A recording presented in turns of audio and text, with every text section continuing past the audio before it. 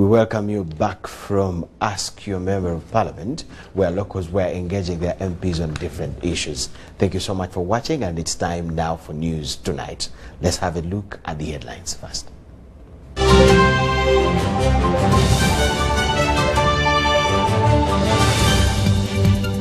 Museveni calls for single East African airline.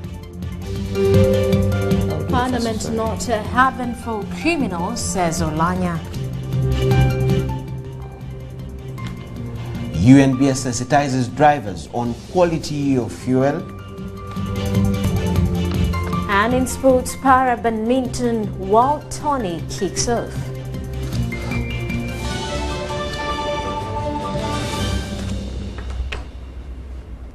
My name is Michael Jordan Lukomwa. Muhammad Bugalu is on the sign language part, and Rodan Gozi, my colleague, will also join us later for the business, international and sports news.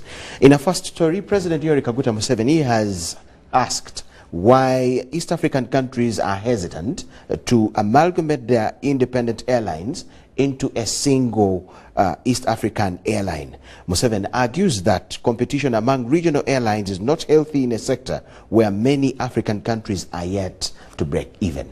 We have details to this story as we see here. The two CRJ-900 Bombardier planes touched down at Entebbe International Airport at 9 a.m. At the airport to receive the new planes was the President Yoweri Kaguta Museveni, the First Lady Janet Museveni, among other state dignitaries and invited guests. The two planes were treated to a water cannon salute, which is a tradition for every new aircraft on an airport. President Museveni and other dignitaries inspected the aircraft.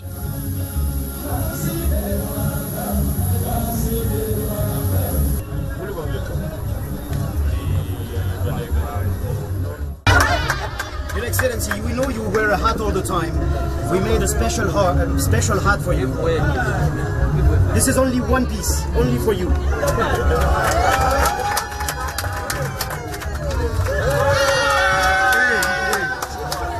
One reason why I did not start the airline for a long time,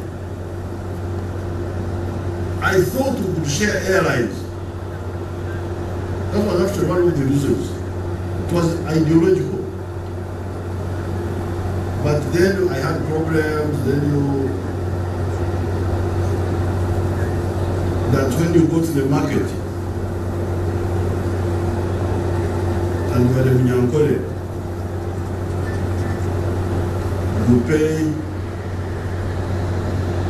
500 shillings for a bunch of bananas. And when a Muganda comes, you pay 1,000. What sort of business is that? The same banana we are buying you. And Kotaye talking. He said, no, you said me 500, you said another one 1,000. That's not. So that's why I said, why? Let's have our own airline also. 20 years ago, our flying train, Uganda Airlines, folded its wings. And since then, Ugandans have depended on foreign airlines. But the foreign airlines fell short of the expectations of Ugandans who suffered and endured the unacceptable consequences of unreasonably high tariffs, inadequate connectivities, and unfair services. For its success, experts assert that the airlines should be left free of politics in order to operate as a limited liability company. What we must ensure right from the beginning is to understand that Uganda Airline is going to operate in a very competitive market, and that competitive market is with Rwanda Air, Air Tanzania, Kenya Airways, Ethiopian Airlines, and many others. If we over-politicize this national airline, then we are looking for trouble. And my appeal to my colleagues, my brothers in Parliament, is that try as much as possible to avoid making this a political case or making this a partisan matter. Let's de-politicize the national airline. Learning from past mistakes, the airline's management plans to operate the business with a more effective and measurable strategic plan. we are starting moderately. That's why we are starting with small regional operation, build up capacity, build up the market until we have got the market, the capacity, the passenger numbers. That's when we will go into it big with the wide-body aircraft at the end of next year. Each of the CRJ-900 jets is estimated at $28 million US.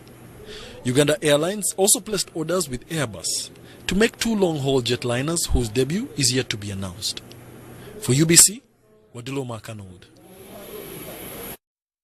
President Yoweri Kaguta Museveni has hosted, President Yoweri Kaguta Museveni has hosted a 9-year-old Kenyan Sheila Sheldon Charles, who called on him at his country home yesterday in Rakitura, Kiruhura district. The young visual artist, whose artwork has attracted attention of many Kenyans as well as global recognition, having started at artwork at the age of 6, was invited to Uganda by President Museveni, who was impressed by her work during his visit to Kenya last month. The president welcomed the young, talented artist to his home in particular and in Uganda in general. Her mother, Miss Vivian Adhiambo Atieno, and Uganda High Commissioner to Kenya accompanied her to Rakitura. President Museveni expressed happiness that the talent of the primary 4 schoolgirl in Mombasa, under the sponsorship of Kenyan President Uhuru Kenyatta, is being nurtured in the right direction with proper guidance of her parents. Mr. Museveni pledged to build a manageable residential house for the family to enable the young girl, along with her father, who is a plumber, and her mother, to look after her properly and enable her grow her God-given talent. The young talented artist, who said she had a passion for art and wanted to promote it by building an art center in the future, appealed to young talented people to embrace education, be humble, respect their parents and elders so as to be guaranteed a prosperous future. She expressed gratitude to President Museveni, whom she handed portraits of him that she had painted, for his love and generosity, and adding that of all the famous people that have appreciated her talent and work, it's only President Museveni who invited her to his home.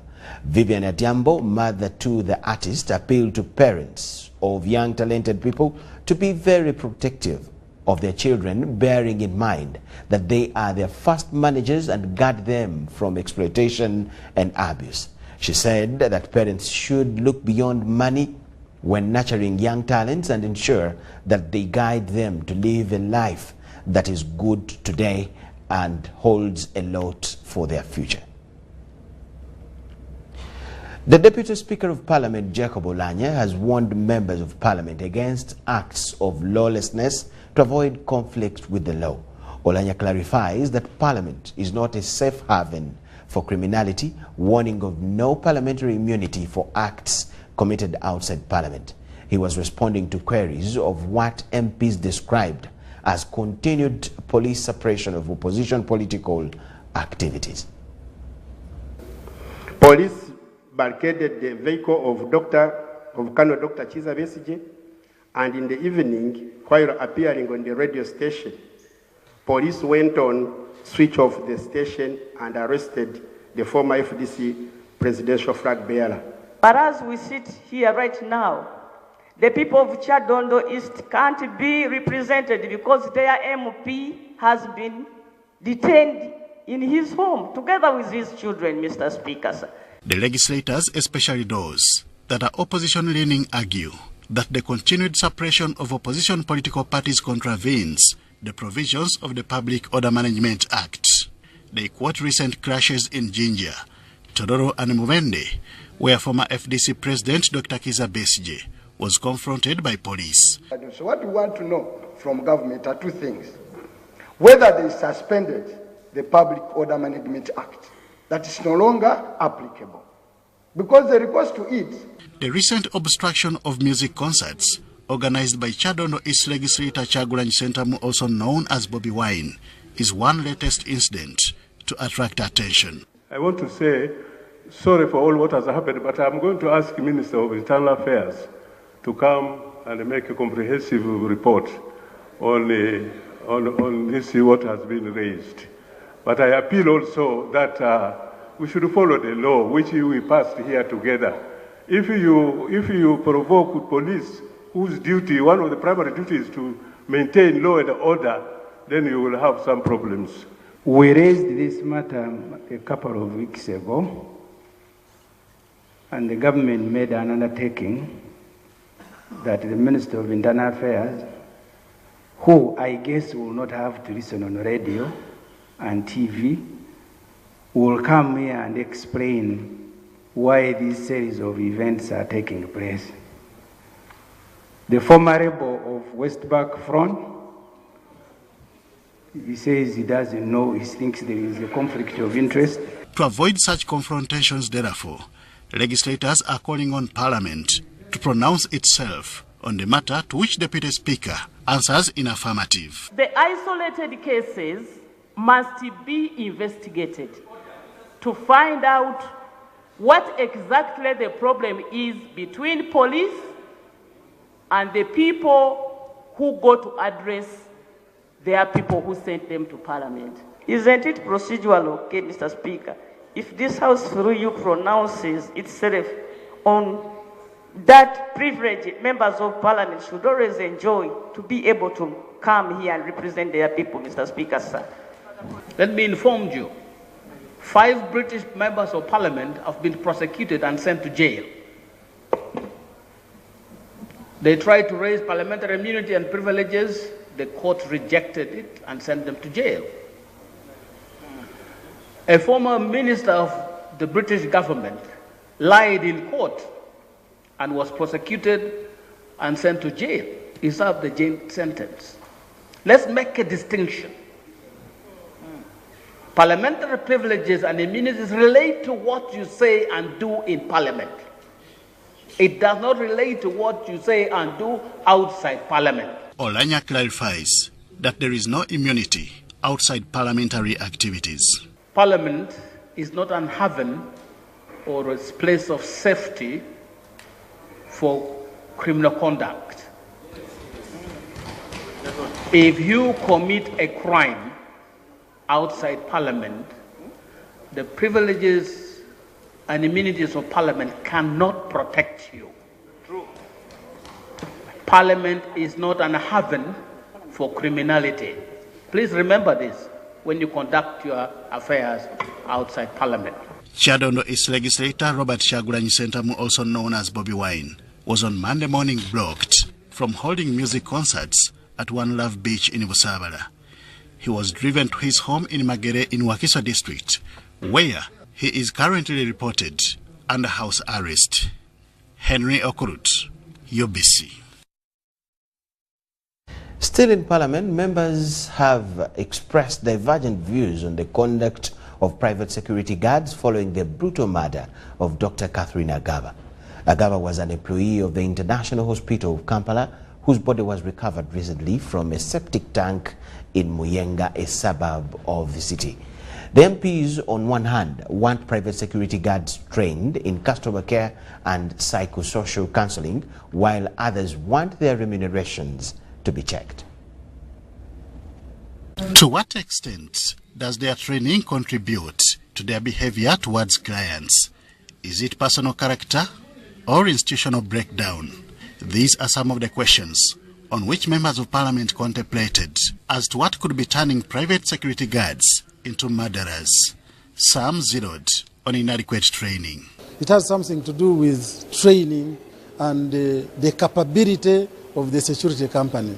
Now, if a security guard really can kill, can murder an innocent doctor because the doctor has been reporting that the security guard has been reporting it, well, I think what was important was supposed to be reporting the matter to the company owners and the landlord.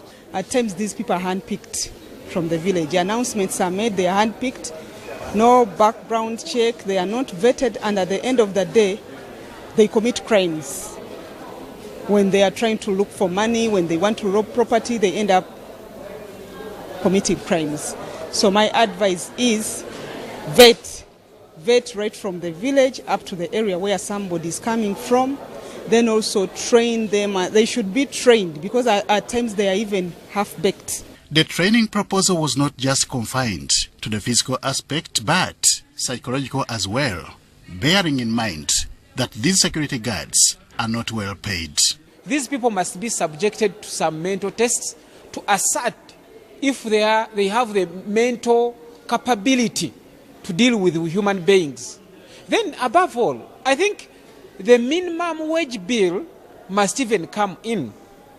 Because, one, you realize that most of these security guards, they are poorly paid. Actually, most of them, mainly they are paid between 200,000 and between 100 to 200,000. So, they are stressed. They need some kind of training on customer care, also how to control anger.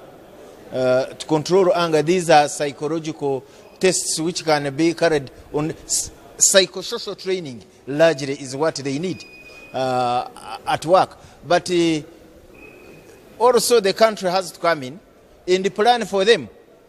These are people that we have tried to give jobs, but we pay them little money.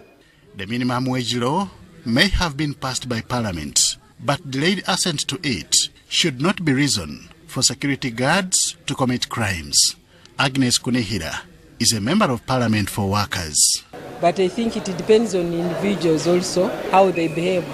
Whether he was getting good salary or not, we are not yet aware of what he was earning, but that does not qualify him to kill somebody. All this divergence of views from legislators follows the brutal murder of Dr. Catherine Agaba, who practiced her profession from International Hospital of Kampala.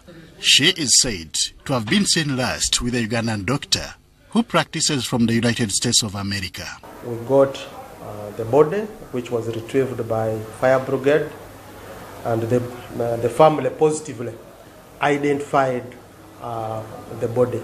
So the body was taken to City Mortuary for postmortem as we continue with our investigation. Her body was recovered from a septic tank in Muyenga, a suburb of Kampala, following the arrest of the prime suspect, Ken Rubanga Kenny. Rubanga, who worked at her residence as a private security guard, confessed to having participated in the murder of Dr. Catherine Agaba. Henry Okrut, UBC. Non-communicable diseases are currently on the rise, and it has been partly attributed to physical inactivity. Today in our Health Radar, we are looking at physical exercise and why it is important for our lives.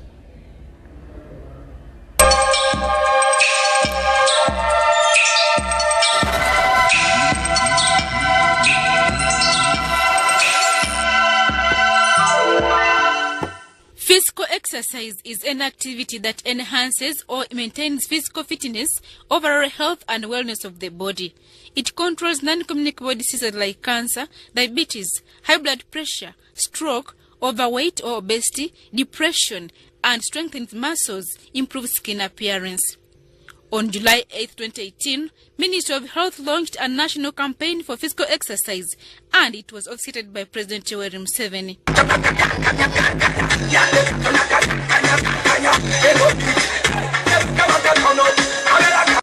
The aim is to encourage Ugandans to curb non-communicable diseases by embracing physical activity. Ngomtima nekokoro byona basawo basitegeeza nti biva ku ebigambo ebibiri emere eyitiride. Many organizations encourage staff to do physical exercise as a way of breaking monotony of sitting on the desk for more than 5 hours. UBC management has dedicated every Friday starting 5 p.m. to physical exercise, and employees have embraced the arrangement.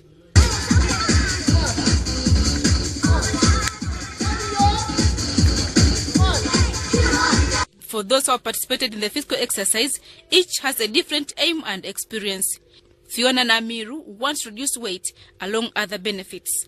Before I gave birth, I was close to 80 kilograms. After giving birth to Sky, I went to close to 94. But after working out, I've cut off between 3 to 3.5 kilograms. That is a bit okay. I feel a little bit now more swift. I'm not heavy at all, and I believe that it's very good to do my work. In the past, I used to do only sports programs, but now you need to be versatile. I was added the morning show, starts at 6 a.m. I need to be up by 5. So if you're not fit, if your mind is not fit, that means you'll not wake up on time. I do things very fast, and those sickness used to feel headache, any other thing. This time it's not there, because when you work out, you're sweating, you're putting out a lot of dust, and believe me, it's everything that everyone would want. I thank those who started this, and I believe it's a very good initiative. Personally speaking, it's been a long journey. I started working out when I felt I was dying, because I was in 93 kgs. So I started working out. I started by walking, then we started jogging slowly by slowly, then running, hills of Kololo there. I remember we used to put on our whatever exercise suits and then walk out of the gates, go run and stuff like that. So it helped me a lot to lose weight. It helped me a lot in so many things, health-wise. I was at a risk of, getting pressure and diabetes. Most especially when some of those things run in the family, you have to be very careful. So I had to reduce on eating a lot of carbohydrates. Then I resorted to eating proteins and a lot of vegetables, and then working out. So it has really helped me a lot. I feel healthy, I feel energized every morning, I function very well, I no longer have the back pains, so it's really important. It has helped me a lot. Ugandans need to exercise more often as a way of avoiding non-communicable diseases. We are seeing non-communicable diseases on the increase. Diabetes, hypertension, cancers. So one of the areas that we are trying to bring out to the community to be more vigilant is the physical fitness. We want to see people walk more than drive. We want to see people do more exercise regularly so that they maintain their size. And because by doing that, you are keeping so many diseases at bay. When you are not obese, you are likely not to suffer from diabetes and hypertension. Of course, there are those few cases that they will, even when they are small, they will. But World Health Organization recommends 30 minutes of physical exercise daily. Adiana Kute, UBC.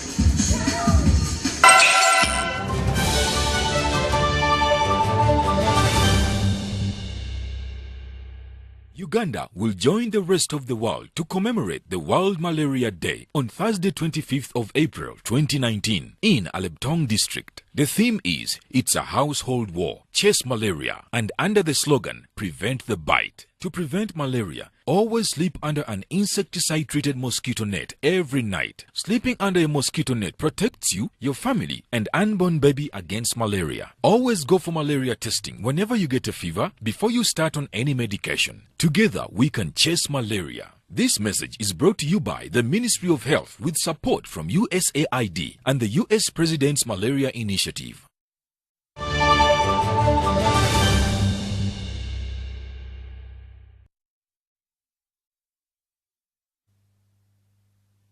Nkonzi.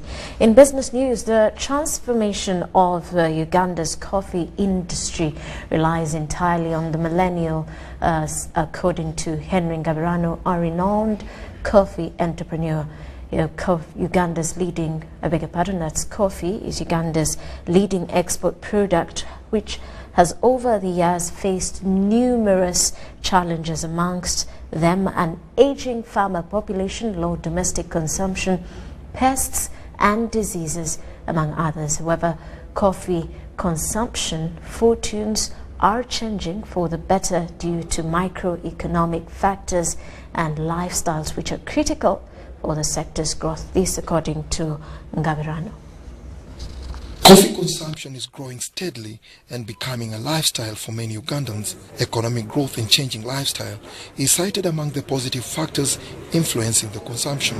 I think it is real that there is economic growth the middle class is growing, and really the millennials are the ones that will continue to transform the coffee industry in Uganda and anything else in this country.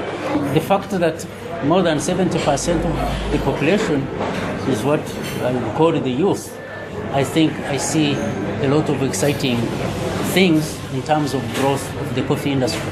The fact that 70% of Uganda's population are youth, the coffee sector players are optimistic of exponential sector growth. Within 4 years, you have the first harvest.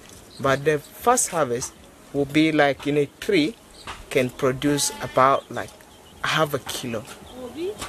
But after 2 years, you can harvest like 5 kilos, depending on how best you can manage it organically. However, this optimism can become a reality through public sensitization on the benefits of coffee consumption as well as coffee sector-friendly policies, argues Gabirano. The only way we can reduce cost is if government with its taxation policy came and made it easier for us to serve relatively low-cost coffee, because a huge component of what you pay here is what is in the tax of the materials that we import to pack the coffee, because it is hugely taxed, and to me that time and particularly now is an issue.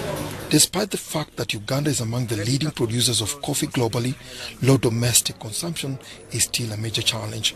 Coffee plays a major role in foreign earnings in Uganda. It has contributed over 20% of export earnings for over a decade. Similarly, over 90% of the total annual coffee production is exported in its raw form. Dennis Igoa for UBC Business.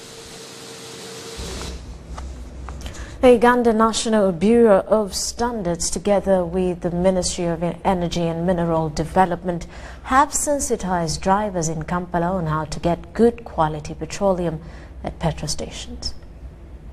The quality of petroleum in the country has risen to 99% since the government introduced fuel monitoring quality program in 2007. David Livingstone Ebelu, the Deputy Executive Director of Uganda National Bureau of Standards, said the Uganda National Bureau of Standards, with the Minister of Energy and Mineral Development, decided to reach out to the drivers for clarification of fuel standards after public outcry. Often people are crying, when I go to the petrol station, I'm given fuel which is not enough. And possibly when I take fuel, the engine gets problems. So they always complaining the issue of quantities and the issue of quality. So we are here to create awareness about what you must look for when you are fueling in the petrol station, but also to demonstrate our capabilities on detecting the bad fuel and also the less fuel in these retail outlets. However, David held reservations on the quality of fuel during the rain seasons.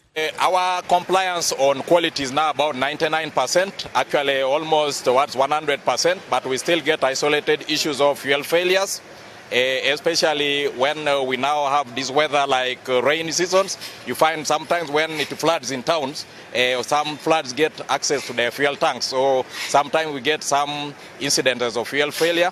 But the biggest problem where fuel was being adulterated, mixed with kerosene and so on, that has largely been controlled. Uganda National Bureau of Standards will continue verifying the condition of machines used at petrol stations in the country. Story compiled by Michael Bakabulindi. And with that, let's take a look at the money market.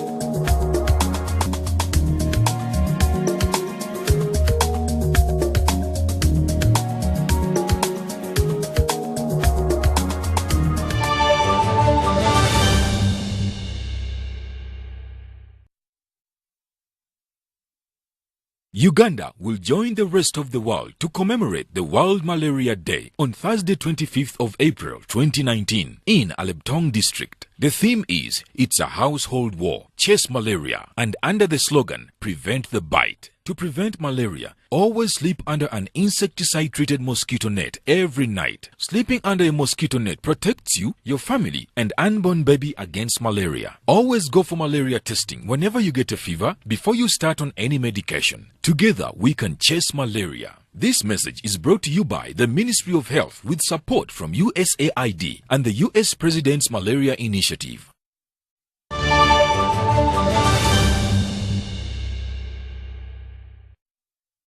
And on international scene, a British aid worker and a Nigerian citizen were killed and 3 others kidnapped when gunmen stormed a luxury hotel near the northern Nigerian city of Kaduna, is according to police and UK authorities. The incident took place at Kajuru Castle that on Friday. Nigerian police said in a statement. The UK High Commission on Sunday confirmed the death of one of its nationals in a tweet.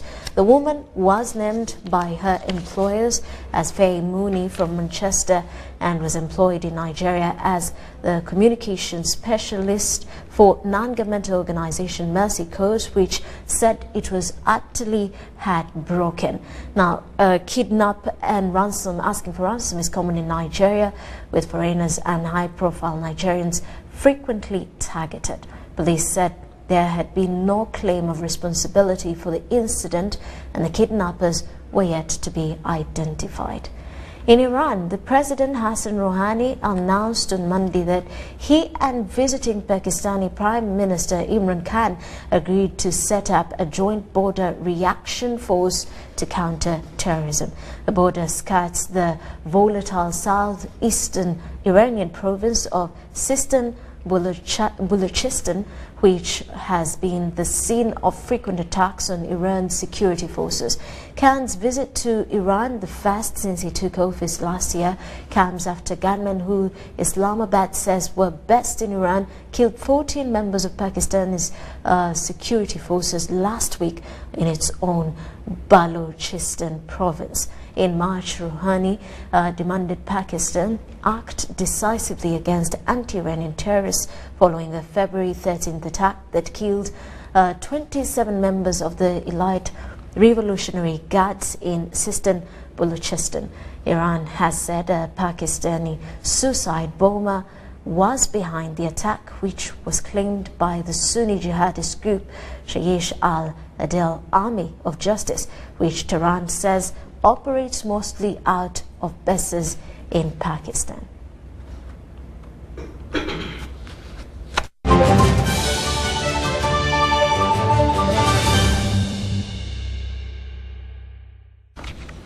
In sports, boxing, Uganda Boxing Federation is looking for 100 million shillings to stage a successful national juniors boxing championship due on the 25th this month.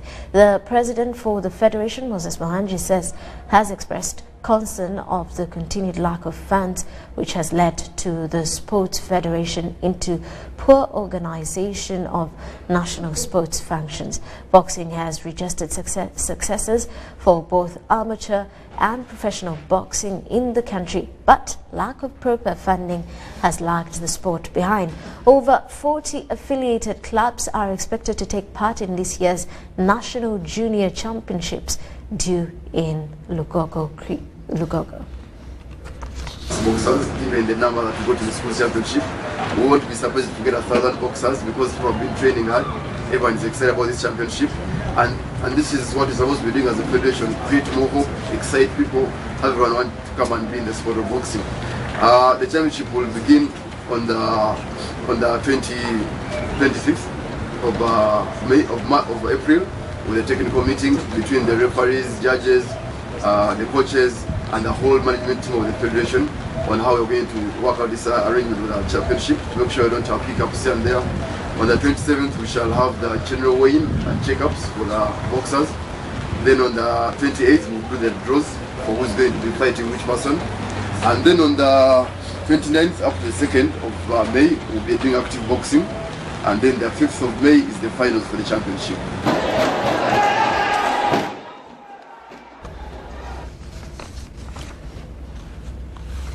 On the world of cricket, Uganda is hosting the ICC Men's T20 tournament from the 17th to the 25th of next month. A survey on the cricket ovals has been made confirming readiness. Team Uganda is still training for the tournament. Let's take a look.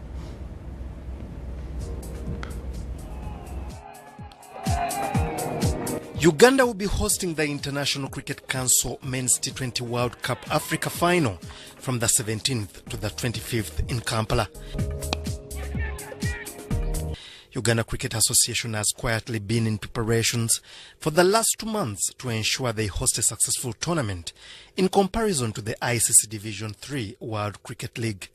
The chairman, Uganda Cricket Association, Paul Kaheru, has confirmed Uganda's readiness to host the tournament of this magnitude, basing on the recent success registered in the previous international tournaments. Two teams the teams that emerge in the top 2 positions will qualify to play the World Cup qualifiers. That's from these are Africa finals, but the top 2 will go into the World Cup qualifiers, and that's a very big step. Uganda has never played in the World Cup. Once we go there, we still have a big hurdle of actually qualifying for the World Cup, but just getting to the qualifiers as a country is a huge achievement. As the association, Uganda Cricket Association, we have prepared our team. We are confident with the 6 teams, the other 5 teams that are available. We are confident that we can make the top 2. We might not make first position, but we are confident that second position is guaranteed for us. He is not only looking at a successful tournament, but rather seeing the national team performing well to qualify for the World Cup. The tournament will have 15 games featuring 6 nations, including Botswana, Nigeria, Ghana, Kenya, Namibia, and host Uganda. The games will be played on a round-robin format, with the top 2 nations progressing to the ICC Men's T20 World Cup qualifier in United Arab Emirates from October 11th to November 3rd, 2019. Ngabo Amon, reporting for UBS TV.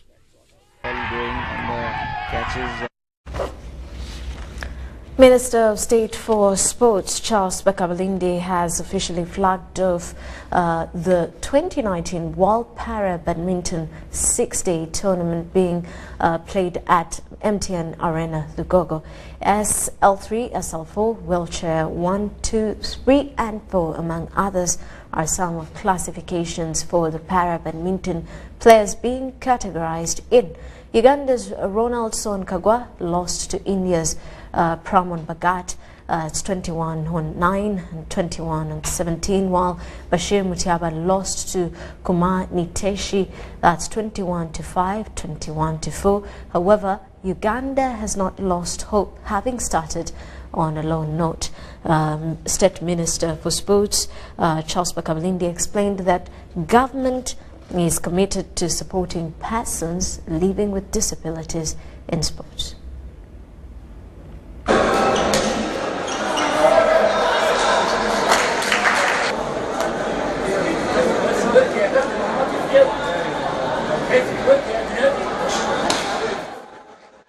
For Tocho, it brings all the nationalities together to meet. We are using sport now as a tool of unity, as a tool for marketing our country. By the end of this tournament, all these people who are participating, they will go back calling our Ugandans sisters and brothers, and that's what we want in this global world, to be united, to feel, and to bring our colleagues who have got disabilities of different degrees on board to say that we are all creatures of God. There is no difference in the eyes of God. So we should need to treat each other and look at each that disability is not inability. And this is what they are trying to demonstrate. So to me, Uganda is already marketed, and as a country, it has promoted the sports regardless of either you are a person with disability or not. And I wish to wish our team to play well and qualify for Tokyo. And we shall prepare all those who would be qualifying of different disciplines in the same strength without discrimination. Unfortunate that Elizabeth has got injured on court, but of course we pray that she heals very fast. And I know that this is one of the tournaments that are supposed to be qualifiers. So there are many tournaments. I know, as I told you, the qualifiers started in January 1st, and it will be ending 30th April 2020. So we hope that by that time, maybe 1 or 2 months, she will be fine and she can play more other tournaments. My tournament didn't stop, but just because this first match, I got just, I call it an accident because I wasn't expecting it. Yeah. And I know I'm going to be fine. It's a shock, a little shock, but I'm going to be fine. The shock is where? On the knee, around here. Here.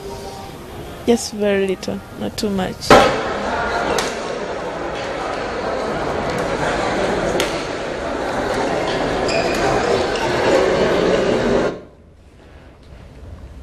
And with that, let's quickly take a look at the headlines.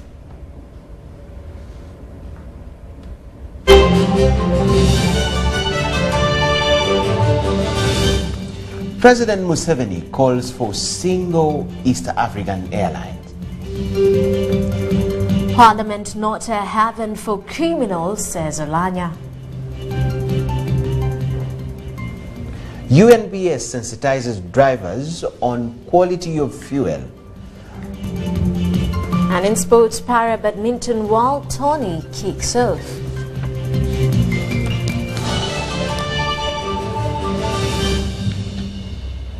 We thank you so much for watching UBC TV, but in a special way, news tonight. That will come to the end. My name is Michael Jordan Lukomo. I am Rhoda Ngonzi, and on sign language, Mogalu Mohammed. Have a lovely night, but we'll leave you with the weather updates.